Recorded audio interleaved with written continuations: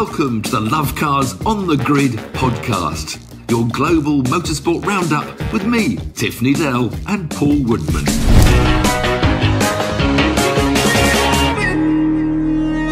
Welcome to Lovecars on the Grid, your global motorsport podcast roundup.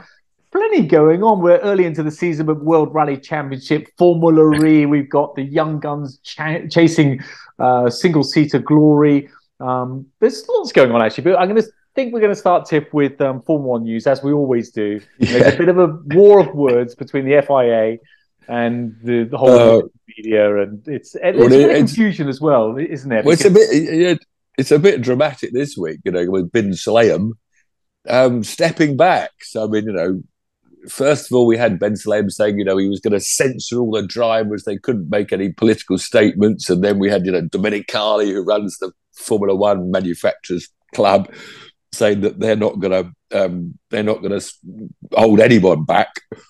And it was, they're not going to gag the drivers. But he stepped back. So a bit of a big shock at FIA. He's obviously thought he's probably said the wrong thing a few too many times. So he decides he doesn't want to be in the front line anymore. Well, so I'm sure everybody knows. I'm sure our listeners and our viewers know. But Ben Sulayem is the head of the FIA. So FIA is El Presidente. He's El Presidente, and that's all the top motorsport is officiated. Is that the right word? By them.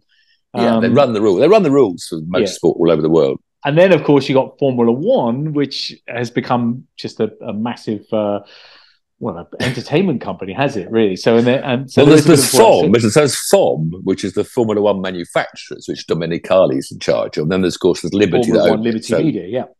So there's three people in this wedding. It's a 3-people marriage. So he's not stepping down from anything, from his role, from his El Presidente responsibilities. What he's stepping down from, he's saying, I'm not going to get so involved in the Formula One stuff.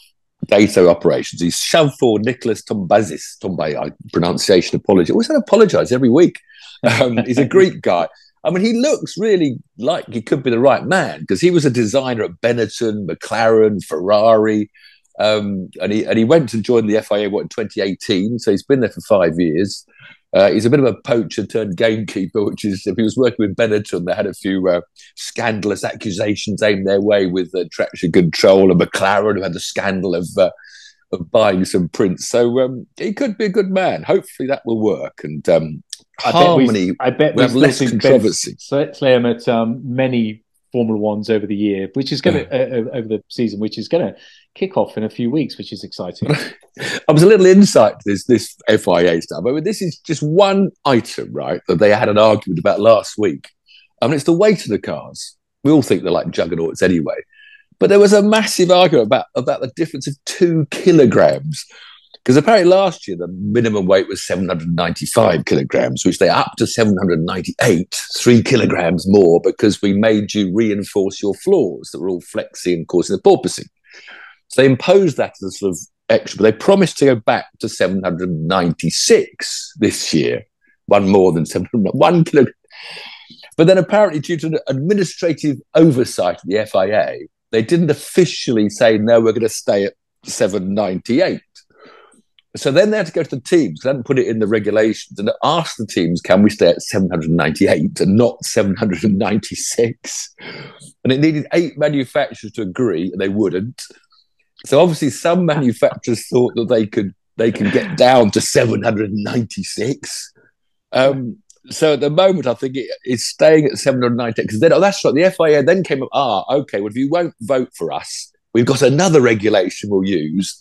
And apparently there's another regulation. If they change the tyre construction, they could add another kilogram.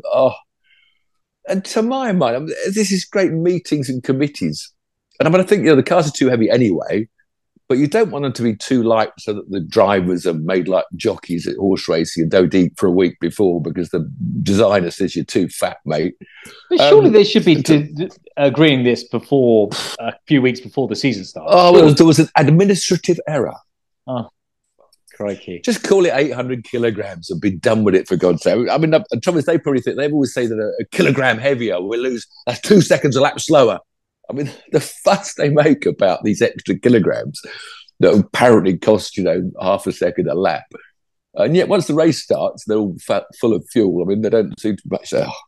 Anyway, well, they're much slower, of course, than they are in qualifying. But the amount of penalty per lap is very debatable for weight. So far more exciting in Formula One, Max Verstappen has given Drive to Survive 30 minutes of interview time for the season last season. So he's honoured them with 30 minutes of his time. He hopes that the information that he provided will be entertaining and useful. So it depends how they edit it. How much which bits, Max, will they just chop that out and make you look like a right mug or make you look like a hero? Well, he is a hero, isn't he? He's a mega hero star, last year. But the last was actually the final on the FIA. There was another interview. Martin Brundle did a long interview, which I haven't read it all, with Domenicali. And again, he's sitting there at the end about the new teams coming in. Well, they must be sustainable, and we don't want teams dropping out, and we mustn't harm Formula One. And this little 10-team clique is really digging its heels in, and doesn't really want anybody else to join. Mustn't harm Formula One. So we rob a world champion of his title at Abu Dhabi. No, this is FOM. Don't forget. Not FIA. See, now I'm getting confused as well. Let's move on. Some good news for women's motorsport. Let's talk about that, because some nice news that Katherine Legge is going to do the Indy 500 this year, and she's been one of the best British female drivers we've ever had. A fantastic record. I mean, she did single seaters in England when she was a kid and then a young person. Then she went over to America, did the Formula Atlantic series, like a Formula 2, Formula 3 series, and she won her first. She won 3 rounds and finished third in the championship really well. She then got lured back to do DTM. No, first of all, of course, though, she went out and she did 2 years of Champ Car then, including horrendous shut. Road America, the kink, as it's called, going onto the back straight, with just concrete 10 feet off the road. The rear wing fell off approaching it. I mean, huge shunt. But she was competitive. She was in there, but then DTM lured her back to Europe, and she had a couple of years there, battling, of course, against Susie Wolff. But again, they both had these year-old cars, so she was all at the back of the grid. So she went back to America again, and got a good career going in GT racing. She raced in that ridiculous 3-wheel thing as well, Delta Wing. Oh, the Nissan, at Le Mans. But she went back to Indy, though, in 2012 and 2013. I don't think she's driven a single seater since 2013. Wow. This deal's come out of the blue. I mean, she's a contracted Honda GT driver. She finished 4th in the class in Daytona, 24 hours. So will her paths cross? Will she cross paths with Indy Lights with Jamie Chadwick in any?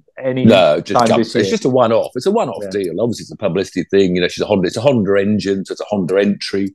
It's been run by Rahal Letterman, Bobby Rahal's team, who ran her actually in the I-Pace Electric series, the slowest form of motor race. Awful thing that supported Formula E. She did quite well in there, but so you didn't like that then? Oh, that was ridiculous. Quickly dropped by Jaguar. So I can't see how she's going to, feature very far up the field. It's a massive task to agree to do. She's been racing GT cars. I mean, it's a very brave step. But she's a great ambassador for the sport, for women in motorsport. And, I'll have a go. She's 42 years old now. She's had a great career. Really admire her for doing it. Good. Also for good women, Sophia Flörsch, the young Swiss Formula 3 who had the awful crash in Macau, remember? She's coming back to Formula 3. She was a big critic, actually, of the W Series, saying, we've got to be out against the boys, quite right. But she did 2 years of Formula 3, in 2018 and 19. She was doing LMP2, a bit of DTM. But she's back in Formula 3. I mean, she's not going to be the next Formula 1 driver, women. I'm sorry. She's very quick. She's very good. But she's only ever won 2 races in her entire racing career. And they were both in the Ginetta Juniors at Thruxton. And one day, she won 2 Ginetta Junior races in 2015 and hasn't won a single race since. But she's very, very good. I mean, still a good ambassador for women moving up the ranks. And the final good news for women is that Chloe Chambers, the 18-year-old American down New Zealand, which we'll talk about later, won a race. Her first single-seater race. It was, however, a reverse grid race. So, you know what I mean? We don't count them. But, she had to be 8th out of 17 in the first race to get the pole. So she was halfway up the grid. No pictures on the scorecard. She's got the trophy saying first place. I mean, she's not. I don't think again she's going to be a superstar. She's in the W Series and never got into the top 10, but she didn't do much karting. She's fairly a novice, so anyway, good for Chloe. She won the reverse grid race. That sounded so patronising. Great for Chloe. Well done. Congratulations. Well, it's a step in the right direction. I never really count reverse grid wins as a win. Well, you never count reverse grid wins. If anyone's listening for the first time, for male or female, we don't care whether you're male or female. We have no preference. It's all a meritocracy. So we love people doing well, whatever gender, sex, or however you identify. Where are we going now? Finally, the news. Just last quick thing in the news. Was this new motorsport championship been launched out in Hyderabad, where we'll talk about Formula E later on. The ACE Championship has been launched, and I mean the stuff and fluff in the press release. This is the modern world, and it just turns me off. These people over. It's a bit like if you go to a manufacturer's car launch, press launch. If you read the press pack, the amount of sustainability and fluff, you've read them as well. You just glaze over it. I mean, I just talk about it quickly. I mean, so this is a global championship of 2024. No tracks announced, no circuits. It's going to be a regional format on regional circuits across continents. Not sure what that means, but anyway. I mean, basically, they did do a sort of a picture of their future-looking car. And I think it's basically the Gen 2 Formula E. So it's the last, there's about 30 cars probably sitting somewhere. I think basically they're just using these old Gen 2 cars to create a new championship. But I mean, the things they say, it promises to be, and I quote, transformational for motorsport and the automotive industry. Transformational. It's an unparalleled opportunity to grow and hone drivers' skills. It's daring, different, and digital. What's a digital car? I mean, I'm not sure what digital is. But the biggest one, which I'm going to trip them up on and embarrass them if they want to be, according to them, it's the world's first same car used on 2 levels. They've got this idea of having a junior race and then the same cars of the same team will be used for another bunch at the same weekend at their regional format, regional circuits. I hate to tell you, Formula Race, but the Euro NASCAR, the Wheeling Series, have actually been doing that since 2009. And I raced at Le Mans and shared the car with another driver. There's a pro race and an AM race. They have been doing it since 2009. So you're not a world's first using the same two. Oh.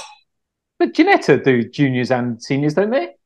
Don't use the same car. No, you can move up to the ranks. Yeah. Right. It's actually using that's what they're banging on about. Yeah. I mean, basically, it's just they're going to run the old Gen 2 cars in a championship somewhere. But it's a bit like it's the whole E thing. There's like the Extreme E. You know what's the guy that runs it? Anyway, the stuff, the PR and stuff they do for Extreme E. You know how they're changing the planet and whoa, I think it just puts me off things. PR ridiculousness. We've got plenty of single-seater series. And, are we allowed to swear on this podcast, by the way? I think we can swear. Yeah, okay. Yeah. Good. So good luck with the ACE Championship, which I think will probably go. Let's go to a proper championship. Let's go to World Rally Championship because it was in Sweden. It was on the snow and ice. A proper drama. Really, really, really good rally. Because when you watch those cars, we'll get to the end, but I was watching Craig Breen, who just made the whole rally for me because I just love that man. He loves motorsport. He's in tears when he gets in charge. He's had a really up and down career. He probably just crashed once or twice too often, which has meant him leaving teams. But he always gives his heart away.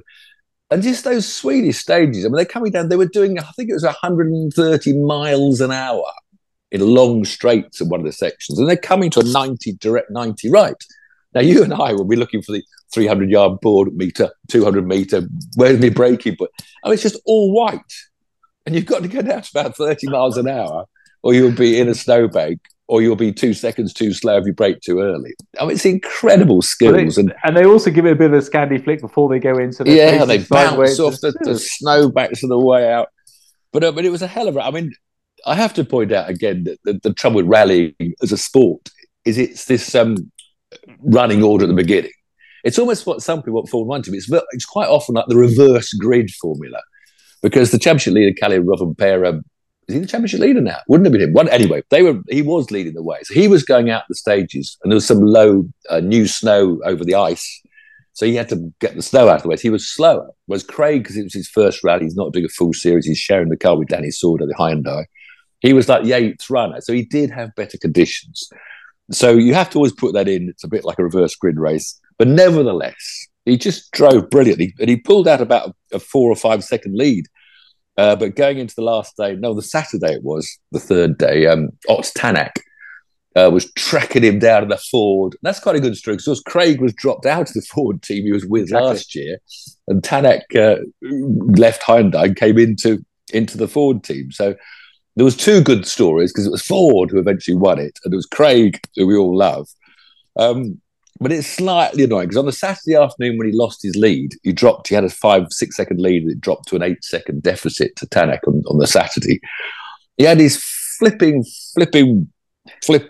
hybrid unit stop working.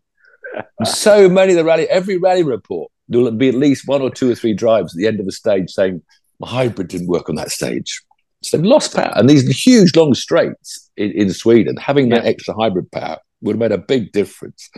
But even so, they hunted them down, and then there was team orders involved to upset a few people, purists, because catching fast in third place was Thierry Neuville, who's Hyundai's lead driver, who needs the points for the championship. So they made, just for the last stage, they made Craig check in a minute late, which it was an automatic 10-second penalty. But it was a bit of a fine line because that only put him 0.5 of a second behind Neuville going to the last stage. So it was still a bit fine. But they couldn't have given him a 20-second penalty. He would have dropped behind Robin Perra into 4th place. So all this was going on. And then in that final televised stage, the Neuville went and had a big into the bank and nearly ditched it completely, but got himself out. So he had actually a slow time. So in fact, Craig tried to back off and let Neuville finish second. Still finished second because he obviously went quicker than Neuville, who'd been in the snowbank. So loads of drama. Great news for Ford, for Malcolm Wilson's team up in Cumbria, because they run a tiny budget compared with the Hyundai and Toyota. And Elfyn Evans, a subdued 5th, not really on it all weekend, wasn't happy with his Toyota. And one final good news story. The Irish Isles side, they won the rugby. Craig Breen had a magnificent second place. And there was an Junior World Rally, the WRC 3 cars, was won by an Irishman called William Creighton. So congratulations, William, who won that class by 0.6 of a second. Wow. After 3 days of rallying on snow and ice. So it's a great advert for rallying. But it is that reverse grid thing that, the people at the front are complaining that, they're going slow because they have to clear the track. But sweep the way. It can't really be changed. I don't think anybody's come up. They did have qualifying many years ago. They had them all on the test loop. Actually qualifying, the fastest then chose, because some places going first is an advantage on some surfaces, tarmac and other places. So, but they dropped that and they've stuck now with this championship order reversed. But anyway, but it's just not entertaining to watch, is it? I love your enthusiasm. Well, that is the problem. I know. I mean, when you're following someone like Craig on that last one, the helicopter, you don't, and it looks impossible. He's not going to stick it in a snowbank any minute now. But the skills they have, and of course, the studded tyres are pretty impressive. Although they wear out during the day when they have to keep the tyres. But I know what you mean. You're just waiting for the stopwatch at the end. They all look the same speed. You can't. Who's going to pass it exactly? I know you can't see it visually. Who's quickest? Who isn't? Anyway, it was good entertainment. I watched caught up, and then I even watched Formula E. Did you get up on Saturday? All over on Saturday morning. Formula E went off to India. You once again probably didn't emerge in time to catch. Well, I wanted to because our friend Nikki Shields was hosting it on Channel 4, wasn't she? But I didn't. I think I did something like, I think I was watching some paint or something. No. Anyway, they made this new track in Hyderabad. And it actually was quite a good track, quite flowing and fast, reasonably wide, not wide enough as usual. But, I mean, like idiots, they had too many chicanes because they all need to slow the cars down because they can regen. If they don't have enough corners, they can't regen enough in order to get to the finish. But everybody was a bit late. One of the chicanes, they didn't even have time to put a curb on it. They just painted the bloody road. So everybody went straight over? Yes. Anyway, unfortunately, television never picked out the exact chicane where people were being pinged. One long right-hand corner, they were all going off over what looked to me like a painted chicane. But in the qualifying, their knockout qualifying system there, which is quite good. I like what they do with qualifying. There was about 4 or 5 drivers, including Sam Bird, who got pinged and dropped the back of the top 10 in the sort of knockout section of qualifying. So that caused a bit of controversy. And then the Porsche power plants had come first and second in the first 3 races. They're big favourites. We're all waiting to see whether Porsche would dominate the whole year. Poor old Pascal Wehrlein had what Porsche described as a software issue, which to you and me was getting punted off the road at about 100 miles an hour in a concrete barrier and going to hospital because your back's hurting. And this is what it goes back. Nobody said what it really was, but it looks like to approach a very fast corner. It looks like the rear's almost locked up. Now, of course, they've got no rear brakes. And so a computer decides how much regen. Now, whether it was some sort of braking issue, I'm completely guessing, but the accident to me looked like he was pitched sideways before he even turned into the corner, virtually. But how they got the nerve to go around there with these software issues. So anyway, Porsche then withdrew their 4 Porsche-powered cars, which included Jake Dennis, who was second in the championship, the British driver. Well, it's always in the back of your mind, even if it's not. I know. So they didn't do well in qualifying because they missed the whole rest of the practice sessions. And they actually lined up 12th and 11th. The championship leader, Wehrlein, was 12th and Dennis was 11th. So that was a bit of a change. The Jaguar power plants seems the ones to have this weekend. They've been getting better all year, actually. Mitch Evans was on pole position, so it looked really good for Jaguar. The Envision team that have Jaguar power plants, whatever they're called, they were looking good.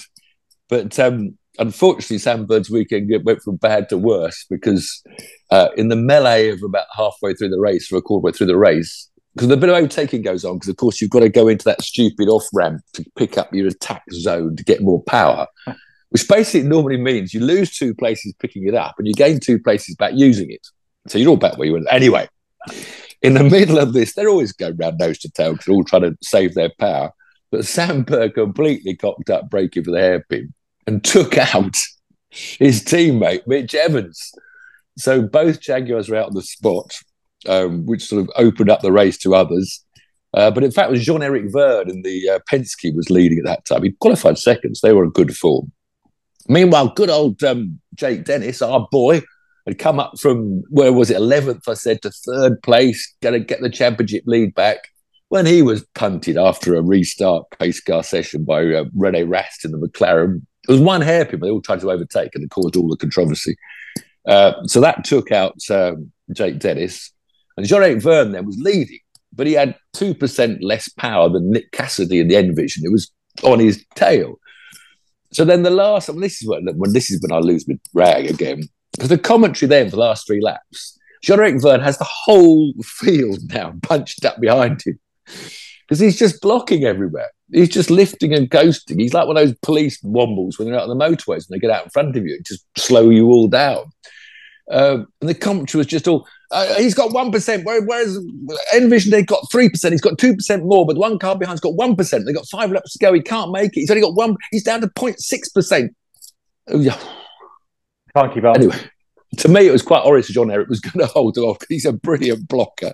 Yeah, but he did. He managed. It's so hard to overtake, Tiff. That's the thing. Well, there was only one corner, you know. Yeah. So what Jean-Eric did was he just decelled and regened where he knew, just in the middle of the road, just elbows out, decel, regen. You could all sit behind me if you want. You're not getting past me. Then when he got to the one straight, he had the power, so he could use full power down the straight, and then elbows in. So I mean, they look spectacular, and they're brilliant drivers. Yeah, some of the best drivers in the world. Was that the best Formula E race ever? Oh, for goodness sake, stop it! Therein lies the problem for me. As I always say, it's not a race because it's more of a strategy because they're not going flat out. They're not allowed to. So, and that's what interesting about this. The Formula Ace. What's that championship called? The Ace Championship. Yeah. When you look at Formula E, they've got each driver's got like 6 engineers looking at screens, to monitor his progress. And I can't imagine some. What was it called? Transformational for motorsport, an unparalleled opportunity to have. Anyway, the fight. So Ben won from Envision's Nick Cassidy, and Verline recovered to third. He got third, fourth. He got in the end. So he's increased his championship lead over Dennis, which is a bit of a pain because Dennis really is the star of that formula at the moment. He just seems to get on with it. What did it get? So there we go. What did it get on the entertainment meter? Entertainment-o-meter, a new entertainment meter. Oh, I'll give that some. No, I'll give that 7. I was quite enjoying it. 7 out of 100. It was the morning when it came. Actually, just mention bloody track limits because those chicanes. I've decided the only way it might cause damage somewhere. The only way with chicanes, you've got to have the tyre stack on the apex in the middle. The only way you're going to keep people from not controversially but then you get people say, "Oh yes, it'll knock so the tyres. dangerous. They're not the tyres." No, but anyway, have you not heard about the UK Motorsport, which I think we've got until the 23rd of February to all protest about? The new track limits they're suggesting for UK Motorsport, right, is if you put half a tyre off the edge of the curb, it's instant 1 second. You can't change it back. You won't know about it until the end of the race. Wow. Because you haven't got information. So 1 second. No longer you're going to have the 2 warnings, which I think is fine. Do it twice. You get a black and exactly. white I agree. flag. Except for qualifying, then it should be instant, of course. Well, yeah, you've got to take out the lap times out. Yeah, but this is only suggesting it's not in law yet. But I mean, it would just be catastrophic. I mean, imagine at the end of the race, how many 1 seconds have you got? Can you imagine to and then were you pushed there? Was it just you doing it? I don't think this is all going to be pinged by electronic devices. It's going to be it's a steward watching, And then what happens if you've got 12 caterhams coming through in a bunch, and you've got to try and see which one put half a tyre over the edge of the track? And what happens if you're my arch nemesis and you're 9/10 in front of me at the finish line, the checkered flag? Do I go back and say, but on lap 4? No, that's banned. You're not allowed to protest. Yes, really? Yeah, I'm glad you said that. Yeah. That's also in the rules. You cannot go back and say, well, he did it and he didn't get pinged. It will be official. Oh, that'll be carnage. That'd be so hard to manage. Well, yeah. And it will just ruin races up to the end of the race. You won't know who won it. The spectators will be completely confused. It will happen so many times. We both love football, and VAR is destroying that sport. But that would just be. Hold on a minute. I'm withdrawing from the we both love football. I'm not surprised how your team's doing. 2 managers in 2 weeks. Well, the Welsh windbag's gone. At least we lost the Welsh windbag in Southampton. Southampton will be back. But I was down there, obviously, as usual, in my season ticket seat watching the match, and 1-0 up, and then they fucked and then it up. 10 men Wolves for about Let's go on. Let's go on. So Tiff, let's go back. World Rally Championships. What are you giving that on the infotainment meter? Well, thanks to Craig Breen, it was 9. I was on the edge of my seat to the end. 9. Come on. I was on the edge of. It was just okay. This.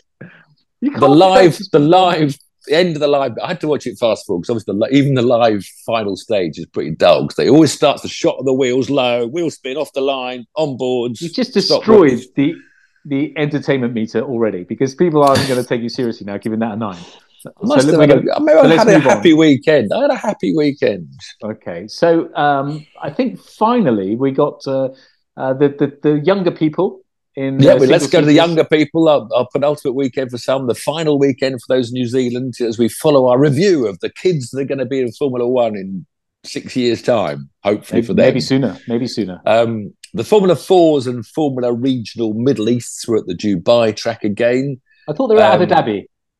No, I got that wrong. I think in my preview, I think it's Abu Dhabi next weekend. I think I mucked that then. They're in the UAE. They're somewhere in the UAE. Anyway. The new kid on the block has only really come hot in the second half of this series. He's this Ferrari Academy kid, this Finnish boy, Tuukka Taponen, who's the next Kimi Raikkonen. Because he won all 3 races, including the reverse grid race. So that's a pretty impressive achievement by Tuukka Taponen. And his fellow Ferrari Academy boy, the Aussie, James Walton, good weekend for the Ferrari Academies. He had 3 podiums, and he now goes to the top of the points table, just ahead of Tuukka. So with 1 weekend to go, 3 more races. The Ferrari boys are first and second in the championship.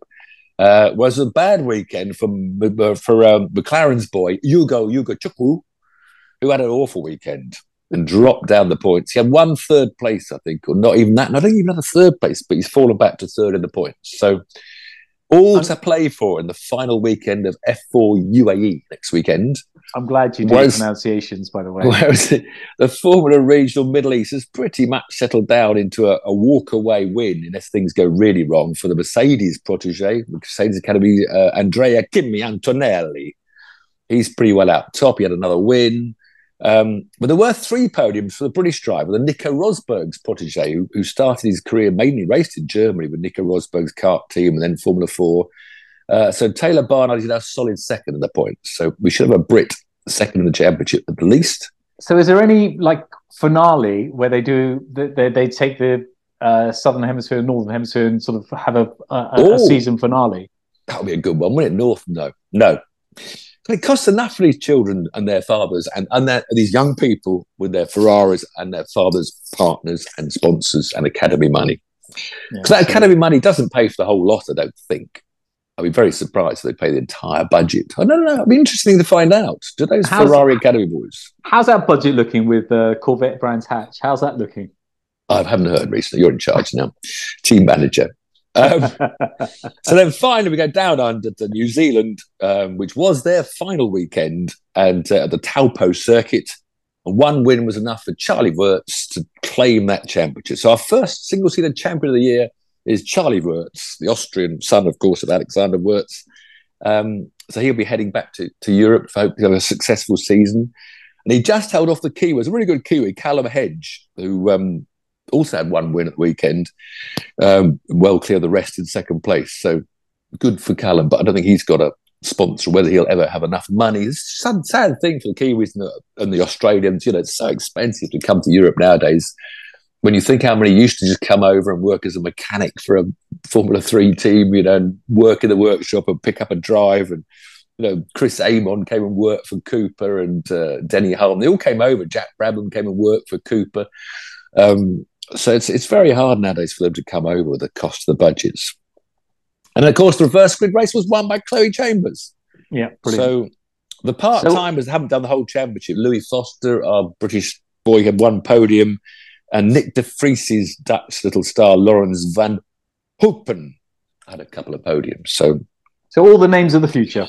Look out for them. Yeah, look out for them, especially Toka Taponen and Hugo Chukwa and Andrea Kimi Antonelli. We found them. You've heard them here first. It doesn't sound very German, driving for Mercedes, the last one. I know, but he's a Mercedes product. It just shows you don't have to be. That's a racist statement to assume that Mercedes Academy would all be German. Racist? You're accusing me of being racist for saying someone doesn't sound German. You've assumed that because he's a Mercedes, he has to be German. No, I was just saying he doesn't sound German. It's tricky. It's a tricky thing these days. On that little nutshell.